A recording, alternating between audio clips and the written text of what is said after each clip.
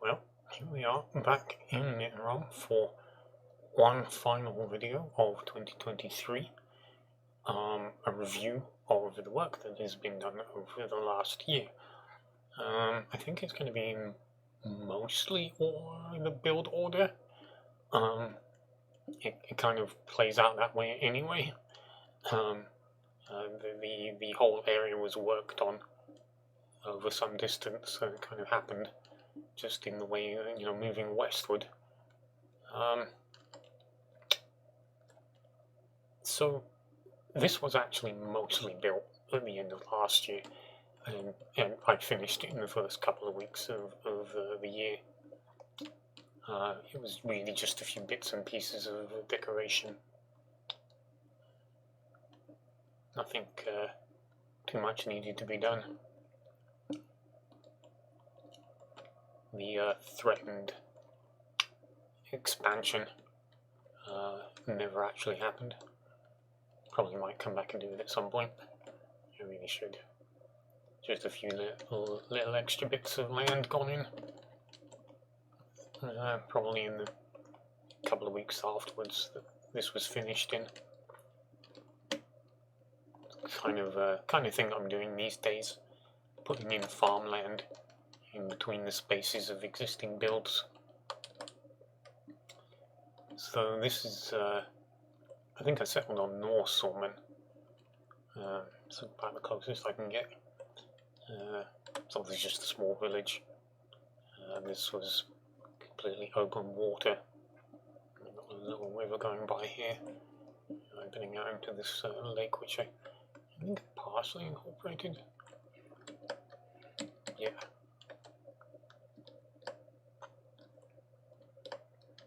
But as I've mentioned before, when new blocks come out, I have a tendency to revisit familiar structures. So I build a new boat, put up a new quadrithedrae, and really just do the builds that I normally put up, just with new block colours. Now looking at this, I think it could do with more. You can see I've got the stripped mangrove going on, but I don't know. You can see usually it has more of a contrast like this. I just think something else should have been used for this lower layer. But too late now, because there's no way I'm changing it. You can see this is unfinished. I'm not sure if it was meant to be a lighthouse or this was definitely meant to be a mining platform. The one I have in the structure block. It's comes down into the middle of the mine shaft down there. But we're actually going to fly by what's on the right of the screen, because I'm pretty sure I did the swamp over here next. Again, some of this infrastructure that I've really been doing for the last few years, just farmland on around, windmills, sort of thing you would expect to find in a in a large kingdom or empire as it is. So this is it's obviously just a dressed up swamp. We're talking heavily based on the Valheim swamp biome. Those of you who are familiar with that game will recognise the trees, I think, mostly. And obviously no red mushrooms in that biome, but I think you can tell that's where it's probably going.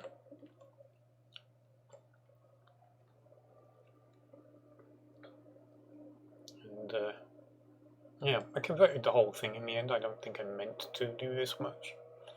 That was the theme for 2023.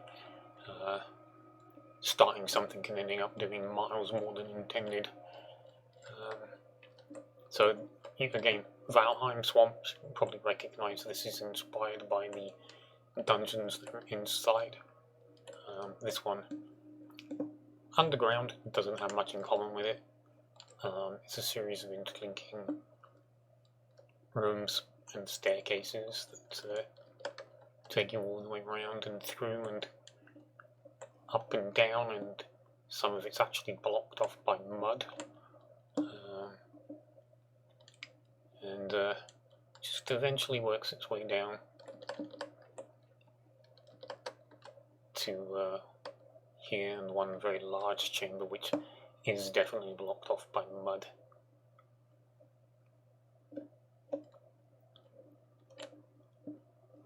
It's yeah, I don't know, just a little nod. It's not that I have a particular fondness for the swamp in Valheim, but I have enjoyed Valheim, so you know, a nod to it of some description was kind of inevitable, and the swamp was just convenient. So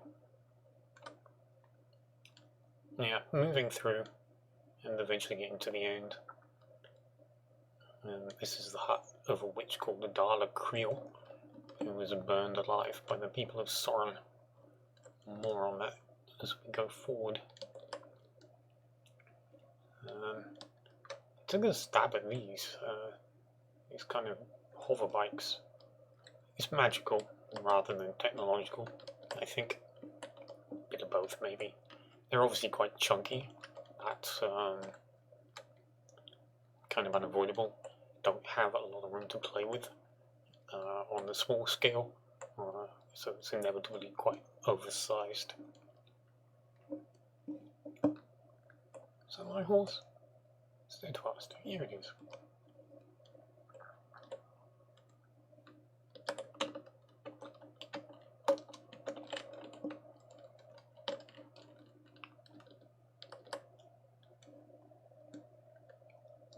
So this building is actually very old. Most of what you're going to see in this area is very old. I'm only coming over here because I built this little apiary.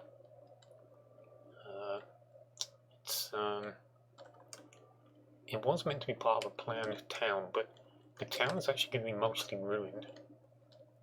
More on that in a moment as well. Yeah. So yeah, there's the beehives. And they can come out through these openings, and there's another one just over there. They can get out. I put plenty of flowers in here, but they do still go outside to get to them. But this was the last thing I did before going into the end, which we will also get to later.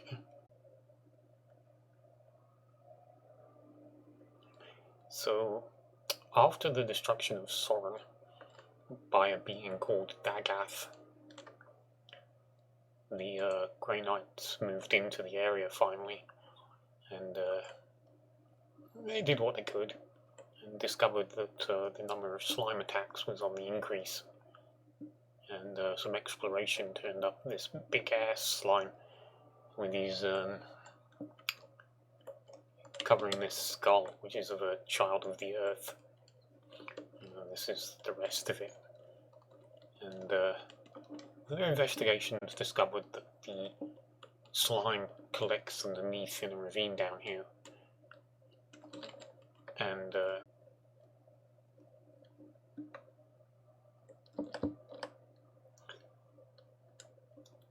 so this would be the ravine.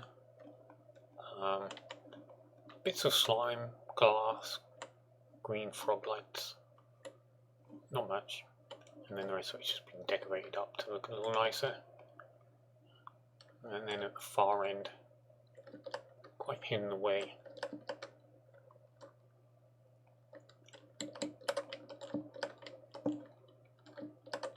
is the heart of a Netherlord.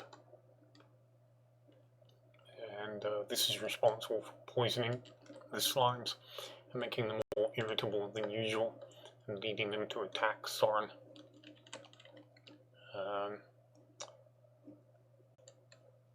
So, after discovering the heart, they went further down into the deep slate regions of the map and discovered a Netherlord, the dead body of a Netherlord, and concluded that he had been killed by Dagath, the Lord of the Earth, who was responsible for having destroyed Soren in the first place. And they became quite concerned about what had happened to Dagath, because he had pretty much been on track to completely obliterating Soren when he stopped and left. and they assumed he'd left to go and face the Netherlord. So where was he now? And unfortunately they discovered that due to injuries sustained, he had died and then been brought back using the brain of the same Netherlord whose heart was corrupting the slimes, and was now very twisted and unfortunately in need of putting down. So they had to confront him, and they used some of the most cutting-edge magic / technology that they had available, which is why this big guy exists.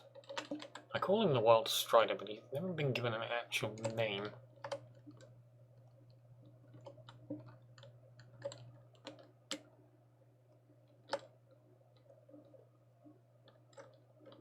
Obviously based on the Warhammer 40k stuff. Quite pleased with it. Sort of.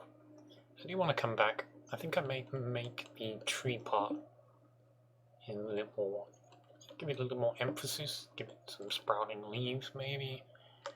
This definitely needs to be reworked to make it maybe a little bit more clear about what's actually going on. Give it a curve rather than this point, probably help as well. So you can see there's a grand old battle going on. I know you saw one over there, obviously there are 3 more here, and the original one is very far north of here, built several years ago. You can see with this one, tried giving it the more iconic stance of the shooting at that's seen in the movies. And then up here we have the aerial forces. These are based on an older model from Roman, and this is based on a design by Jarrett 50 cal. It's smaller than the one he did. It's an experimental thing for the Grey Knights, but came out fairly well. Anyway.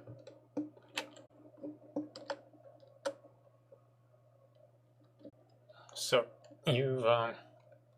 we've seen bits and pieces of this as I've been moving around. It's kind of hard to not show because it's an entire biome. Those of you who may be interested, the Mittenrahm 2022 video, Norsaw 1 and 2, I think it's the first video in the playlist. In the last minute or so, you do see what this biome looked like before I started working on it, and you might want to check that out to get a real feel for just how much has changed. This is something I've started new. I'm going to try to implement these in all future builds and then store the books in the library at Soren.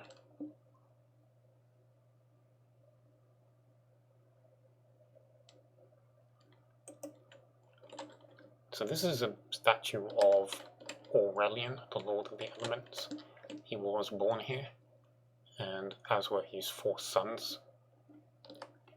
In fact, most of the life in this Minecraft world was conceived here in one way or another. This is mostly a desert biome that has been transformed. I did a lot of it with the fill command, swapping out sand for mud and stone and whatever else I was using, and then came through and built all of the trees and so on. I'll show you this. It's one of the most sacred places.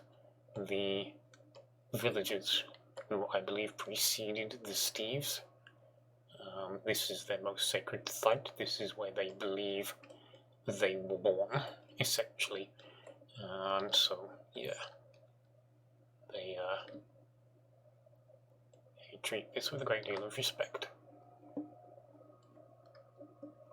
And then,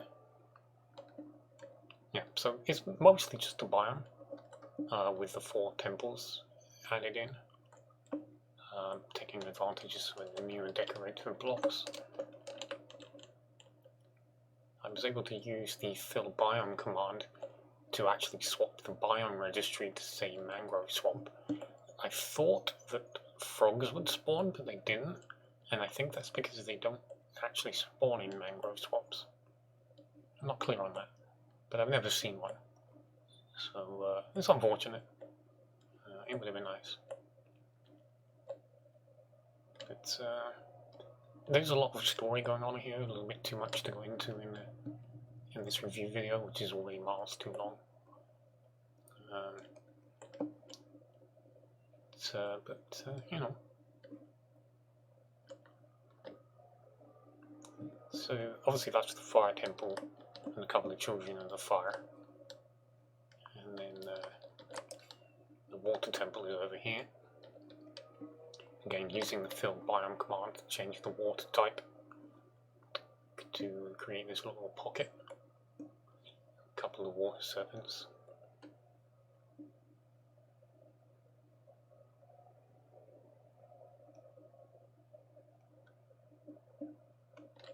And then obviously the air temple with a couple of air serpents and wind serpents.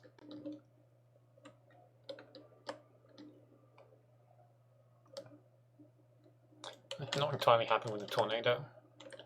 This swishing around the edges I think was done later. I came up with a new way of doing this that I think would have made a better result, but I decided not to bother changing it. It is what it is. It's not terrible enough to get rid of or change, so you know, it stands. The Lord of Air was actually born out of this. The Lord of Water was born down here, and the Lord of the Earth was born in the ravine over there, and Aurelian himself was born down here. Oops.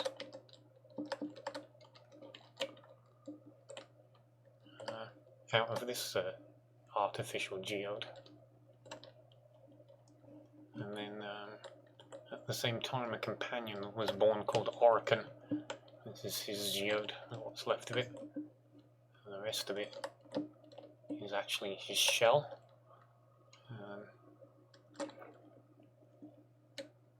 Because he's a crab.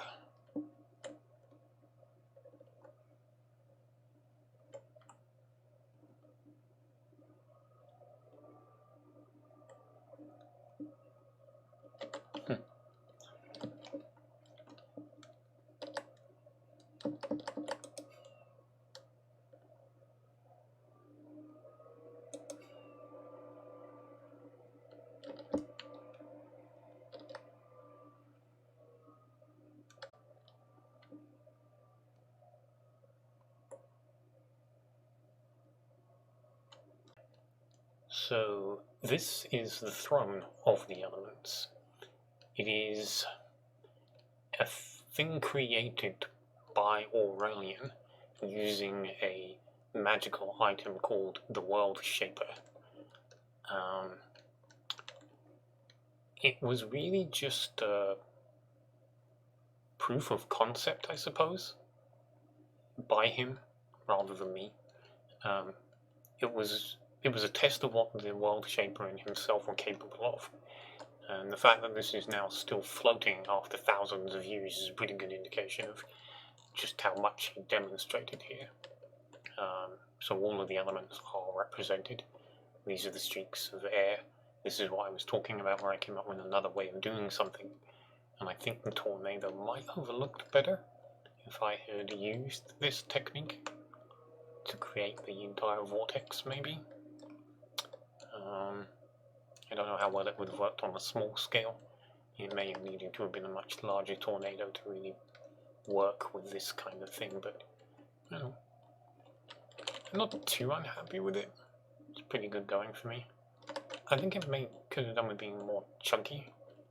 Yeah, I did try to improve it afterwards, bumping it out at the sides.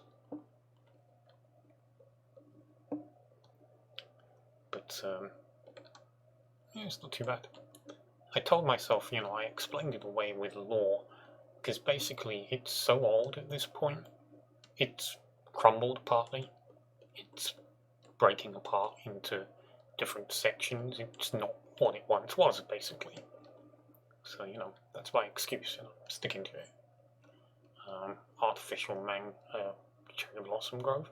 Again, using the fill biome command to change the hill from an extreme hill, or a windswept hill as it was now called, to be mangrove cherry blossom. And then actually the very top of the hill here is a meadow.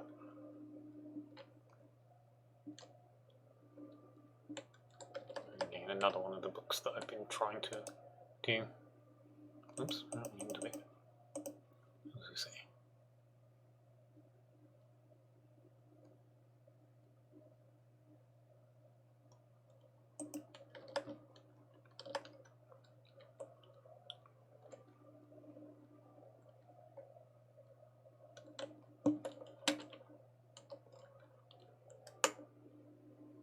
There we go, Throne of the Elements, which just leaves us with one more build. Brace yourselves. Ta-da! So this big boy accounts for the last 5 months of work, so almost half of what I've been doing in 2023. And it's a bit deceiving, so you're only looking at about a 95% complete side. There's a lot of fiddling to still do, so it looks mostly complete, but there is a little bit still there. However, the other 3 quarters are very far behind.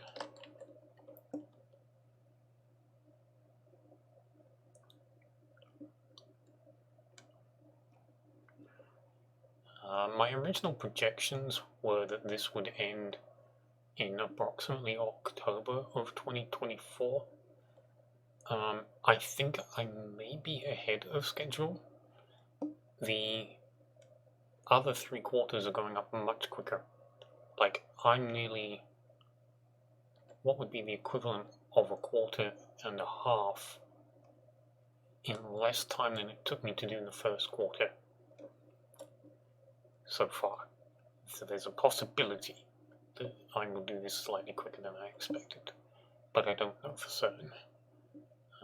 But I expect to be here a while still. But yeah, it's been going well. A lot of work, a lot of working things out. A lot of stuff still up in the air, but I'm, you know, confident I can get it done. I will. I'm not going to go into too much about what's already been done. The video is running on quite some time anyway, but I shall leave it on this little image, and leave you to wonder where this is going.